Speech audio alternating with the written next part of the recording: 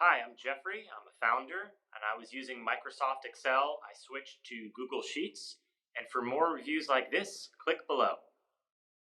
Both of these products help solve data organization and any kind of personal finance or finance numbers when you're working with data and you need to organize it, create formulas. Both of these spreadsheet applications are perfect for keeping your numbers aligned.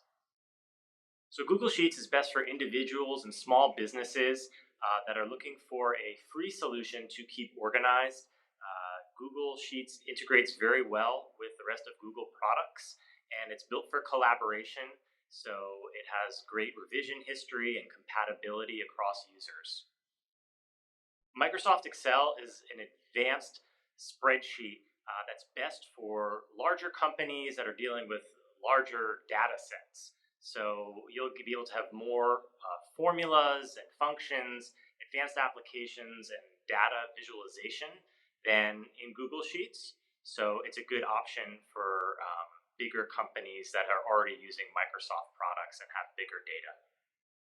For me, getting started with Google Sheets was super easy because I'm already a Google user, and all you need is a Gmail address, and you're already in the Google ecosystem. It's free to get started and really is user friendly.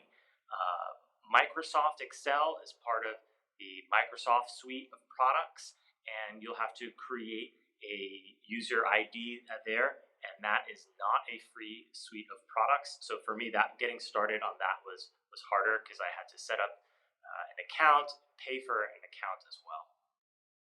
When you're considering spreadsheet software, think about how robust you need the formulas and functions to be.